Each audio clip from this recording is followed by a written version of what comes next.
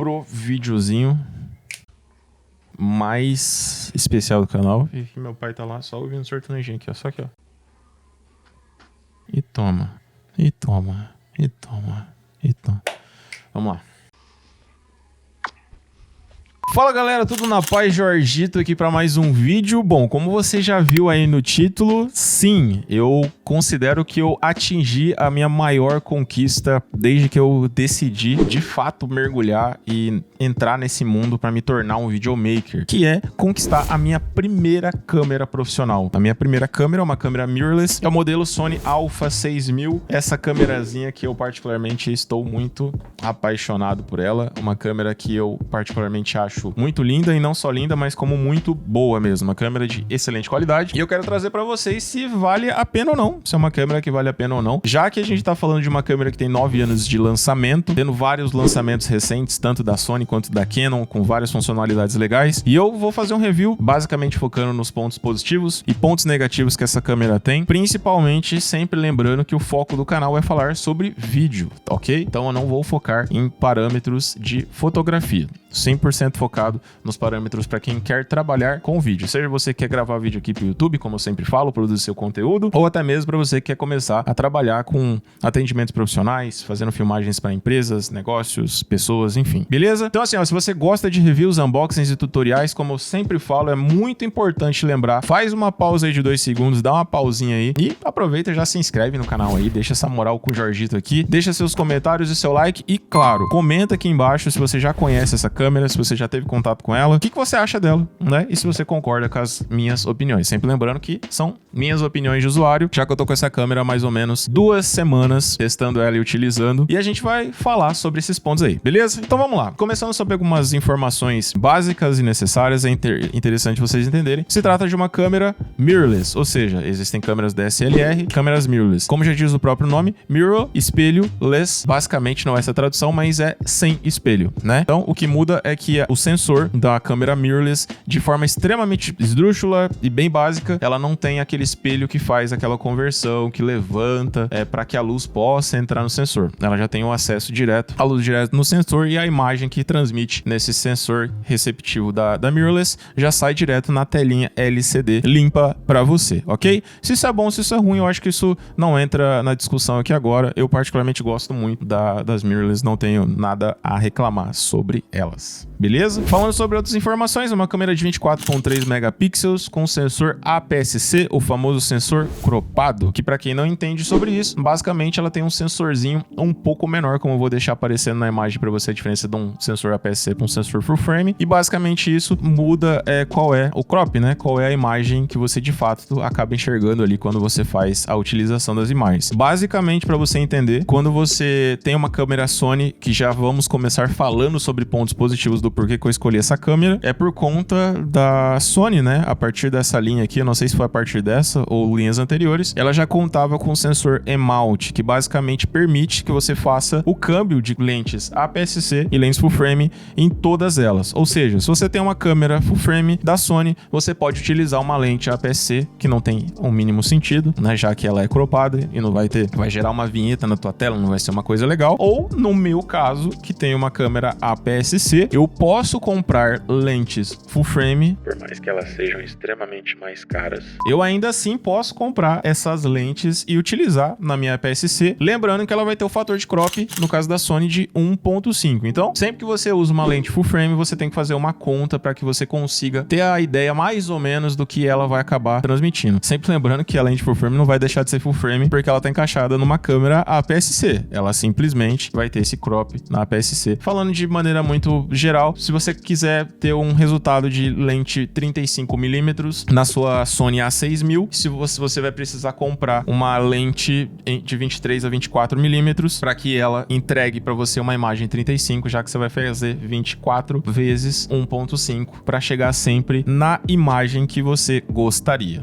beleza? É uma câmera que não filma em 4K, até totalmente aceitável, uma câmera de entrada da Sony, né, que foi lançado há muito tempo atrás. Não filma em 4K, porém filma em 1080, em 24, 30 e 60 FPS. Ou seja, no meu caso, que preciso fazer slow, por mais que não seja um slow de 120, o slow de 60 é super honesto e pro que eu preciso já me entrega uma qualidade muito maneira. Ela tem 179 pontos de foco. Sim, rapaziada, tem câmera recente que foi lançada que tem muito menos que isso. Trazendo uma comparação para vocês terem uma ideia, a SL3, que talvez seja uma das que seja mais fácil da gente comparar com ela, apesar de filmar em 4K, entre outras coisas, é uma câmera que que na minha visão, acaba sendo em muitos recursos até um pouquinho inferior a ela, mesmo não sendo uma câmera muito mais recente, que é o caso dela. Se não me engano, a SL3 tem menos de 20 pontos de foco, né, na imagem. Essa aqui é uma câmera que já tem diversas formas de foco, tem o foco de rosto, foco de objeto, foco contínuo, foco manual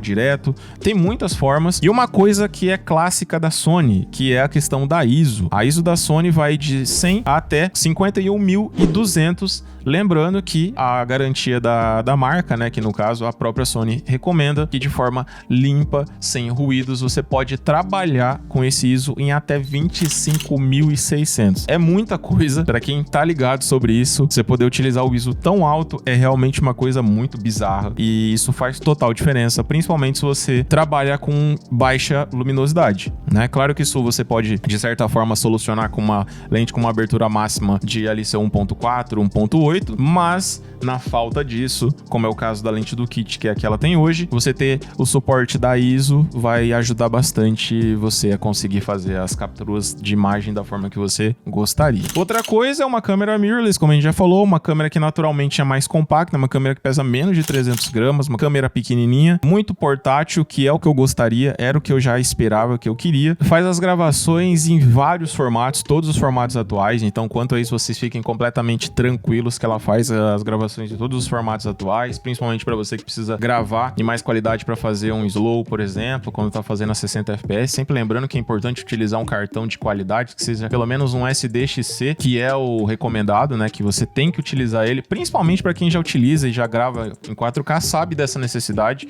de ter esse cartão com esse codec. Ela também te acompanha para que você possa ter uma excelente qualidade de tudo isso. Podemos falar também sobre a questão da velocidade dela de foco, que é uma coisa impressionante. Ela tem realmente uma velocidade de foco muito rápida, muito melhor, por exemplo, que o da SL3. Falo da SL3, rapaziada, porque eu tenho contato com ela no meu emprego, na agência que eu trabalho. A gente tem uma T6i e temos a SL3, né? E a SL3 é uma câmera que foi comprada muito recentemente, com uma câmera espetacular também, porém tem um foco mais lento do que uma Sony A6000, ok? Então, assim, eu particularmente falando sobre a minha decisão de comprar Sony ou Canon, ela na realidade não foi uma questão só de escolha, quero comprar Canon ou Sony. Foi questão de oportunidade também. Essa é uma câmera que eu comprei usada, ok? E eu comprei ela de um amigo, né? Então eu acabei tendo um amigo que tinha uma câmera que ele comprou, usou quase nada, tanto que a câmera tá zerada, ela não tem uma marca de uso, e acabou surgindo essa oportunidade. Eu já sempre gostei mais da Sony, eu sempre sonhei, por exemplo, com aquelas primeiras Cybershots de muitos anos atrás, que claro, não eram câmeras profissionais, mas foram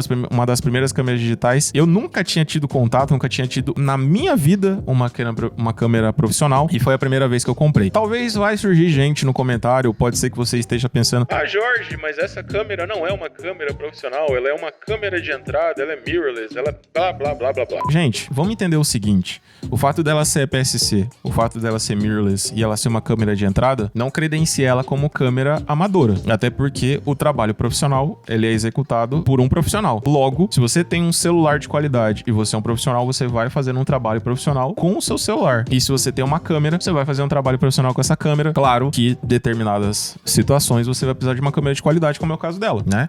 Então, como que você compensa algumas limitações da câmera quando você compra uma câmera mais barata? Colocando equipamentos de qualidade, como por exemplo as lentes, né? Então aqui eu, Jorge, vou optar em comprar lentes full frame para essa câmera. Por quê, Jorge? Porque eu já estou pensando na minha troca e no meu futuro upgrade para uma câmera Sony já um pouco mais robusta e full frame, né? Então eu já vou comprar essas lentes já para a câmera que eu penso futuramente, para que eu não tenha preocupações para quando eu for vender essa câmera, passar ela para frente, eu ter dor de cabeça de ficar com lentes APS-C aqui e não poder fazer nada com elas. Beleza, Jorgito, você comentou vários pontos positivos, falou que ela é leve, falou que a imagem dela é incrível, falou que ela tem todas as configurações que você precisa, ponto de foco, visor eletrônico, tem a questão de ter o viewfinder, enfim, tem várias coisas muito interessantes. Mas quais seriam os pontos negativos dessa câmera, já que a gente tá falando de uma câmera com 9 anos de uso? Na minha visão, primeiro ponto, a tela dela não é uma tela flip. Começar por esse ponto, tá? Como você vai ver na imagem aí, a tela dela faz apenas uma abertura. Isso é um padrão antigo da Sony, na verdade. Boa parte das câmeras Sony, até das mais caras, também o flip não acontece, com exceção, por exemplo, da ZVE10 e da ZVE1, que é o lançamento mais recente da Sony, e alguns outros modelos que eu não tô lembrando aqui agora que tem o flip, mas a grande maioria da gama Sony Alpha, tanto a série 6 quanto a série 7, não tinha um flip no seu visor, né? Só fazia esse movimentinho aí de pegar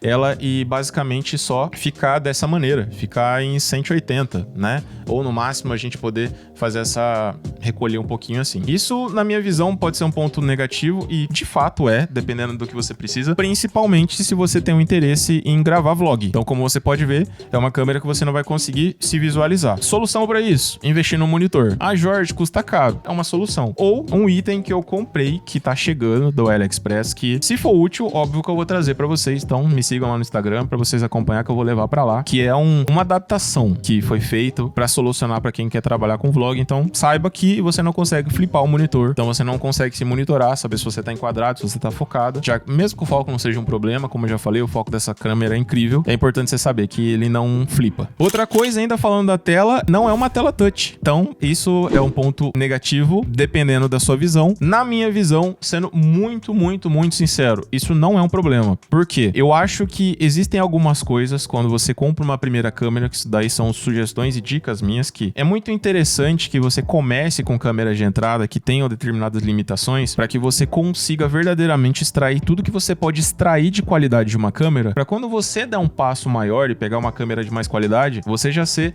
expert em tudo que você tá fazendo. Isso serve para várias coisas que a gente ainda vai falar sobre alguns outros pontos negativos, mas isso também se aplica para uma coisa simples como um LCD Touch. Você vai falar, Jorge, mas o LCD Touch é muito importante, agiliza o processo ali e tudo mais. Cara, eu concordo. Eu gosto também de LCD Touch. Eu realmente quero futuramente pegar uma câmera com o LCD que tem essa funcionalidade, né? Que tenha essa tela sensível ao toque. Mas, no meu caso, eu gosto da ideia de não ter. Também que não me deixa preguiçoso.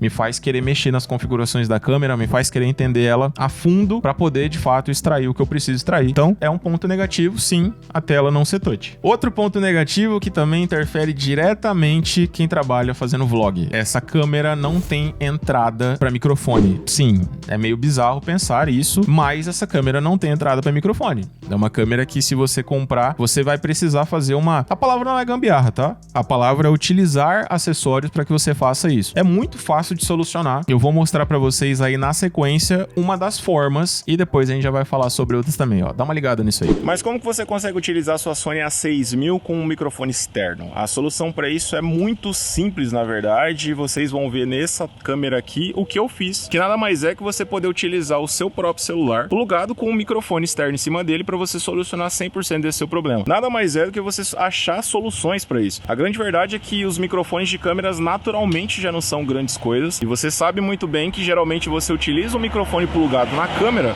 para que ela, na verdade, seja apenas o guia de uma gravação. Então, seja você que vai utilizar esse tipo de câmera para fazer uma entrevista ou até mesmo pegar algum tipo de gravação nesse tipo de vlog, por exemplo, você utilizando um microfone externo plugado no seu celular, utilizando o próprio gravador do teu celular, você consegue garantir excelentes áudios e ótima qualidade. Inclusive, esse microfone já tem review no canal, então você já aproveita e já clica no card aqui em cima e já vê lá o review desse Shotgun, que é o microfone da Boya. Muito maneiro. E você pode utilizar várias coisas. Você pode utilizar desde um lapela, você pode utilizar um Shotgun, você pode utilizar microfone sem fio, plugado no teu celular também, desde que ele aceite que você faça isso. E a solução é muito simples e muito mais barata até do que você investir num gravador, por exemplo, de voz. É uma melhor opção sempre, você utilizar um gravador de voz. Vai ser a captura mais honesta de áudio possível, mas o seu celular com certeza seria a solução mais barata, já que você já tem ele aí, e se você gravava com o celular, como é meu caso, você acaba utilizando ele ainda assim e extraindo o melhor dele e gastando muito pouco, já que você vai acabar, no caso, precisando investir apenas menos de R$150 para comprar um microfone, enquanto um gravador, para você comprar um gravador de qualidade custo-benefício, você vai investir mais ou menos R$700 a R$800 comprando no Brasil, que é o Zoom H1N, que eu pretendo comprar porque eu já preciso. Eu vou deixar o link aqui embaixo para vocês também, caso vocês queiram dar uma olhada. E já me fala aí o que vocês acharam do teste também do áudio, se vocês gostaram da qualidade do áudio que passa, e já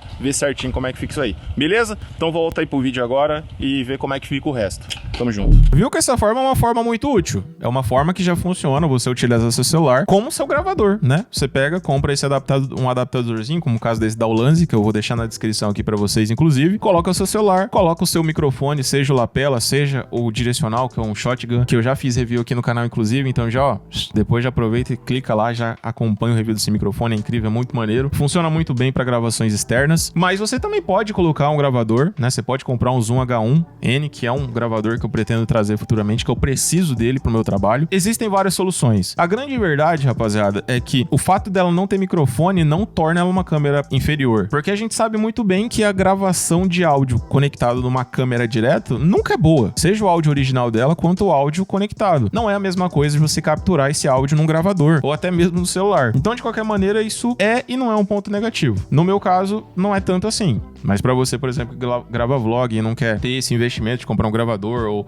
fazer essa, entre aspas, gambiarra de colocar um celular em cima e conectar o microfone, é um ponto negativo e sim, gera essa chateaçãozinha aí. Outro fator que você muito provavelmente já deve ter ouvido falar da Sony, que é a fama dela de duração de bateria. E sim, rapaziada, realmente, a bateria da Sony é uma bateria, bem complicada. Realmente é uma bateria que não costuma durar muito legal, não. Isso vale falar que, apesar de a gente estar falando da Alpha 6000 aqui, não é uma coisa só da Alpha 6000. Isso eu acho que eu posso falar de uma maneira geral, que é uma característica de câmeras mirrorless. Por quê? A câmera mirrorless é uma câmera mais compacta. Então, existem várias coisas que tornam ela menor. Uma delas é que as baterias de uma câmera mirrorless são menores do que câmeras ADSLR. Então, naturalmente, câmeras DSLR tendem a ter uma duração de bateria maior. Mas a Sony tem essa fama porque é uma fama verdadeira, que as baterias dela realmente têm amperagem muito baixa. Já que a gente tá falando de uma câmera que tem uma amperagem de 1020 mAh, que é muito pouco. Mas isso é muito fácil de solucionar. Você pode comprar baterias reservas. Nunca é demais, tá, rapaziada? Ter bateria reserva nunca é um problema. Eu, no meu caso, por exemplo, tô com 3. Eu comprei usada, volto a reforçar. Eu comprei usada, vou falar o valor pra vocês mais pro final de quanto eu paguei em tudo isso. Mas a câmera que eu comprei já veio com a bateria original e mais 12 reservas, veio já com os cabos de carregador, veio com a alça, veio com a lente do kit, veio com os protetores de lente, veio com o filtro ND, veio com várias coisas. E sim, se você for gravar um evento, por exemplo, um casamento, um evento comercial, alguma coisa do tipo, não confie em ter uma bateria só, tá? Tenha pelo menos 2 baterias a mais, que sim, ela vai acabar. É uma bateria fraca, ela vai acabar, ela vai te deixar na mão, então você precisa sim ter mais de uma bateria para você gravar eventos. Outra coisa, ainda falando sobre bateria, mas agora falando da Alpha 6000, que existem muitos históricos de superaquecimento, que ela perde o arquivo, a câmera desliga, dá um aviso na tela, enfim. Toda essa treta é porque sim, existe uma questão de eu não passei por isso, tá? Nos testes que eu fiz, eu não tive problema com isso, até porque a gente tá numa estação do ano que não existe calorzão, né? A gente tá numa estação que ela é mais amena, então tudo contribui para que não aconteça esses aquecimentos. Só que sim, existe esse histórico dela ter um superaquecimento, que existem várias formas de você solucionar isso. Uma delas é você deixar a tampinha da bateria aberta, é um hackzinho que permite que entre mais ar, né, já que você tira a limitação ali de espaço e circula mais ar, é uma solução. Vou testar quando tiver no verão, eu vou poder dizer melhor isso pra vocês daqui um tempinho usando, mas a princípio eu não tive problema com isso, só realmente com a questão da duração de bateria. Eu já comprei baterias do AliExpress com amperagem, o dobro da amperagem dessa bateria, só que também a gente precisa fazer uma ressalva pro caso de baterias paralelas para essa câmera, ok? Muito importante vocês entenderem, vocês têm vários relatos que quando você faz capturas contínuas com baterias paralelas, se porventura a bateria acabar durante a gravação, você tem o arquivo do seu vídeo 100% corrompido, você perde tudo que você gravou.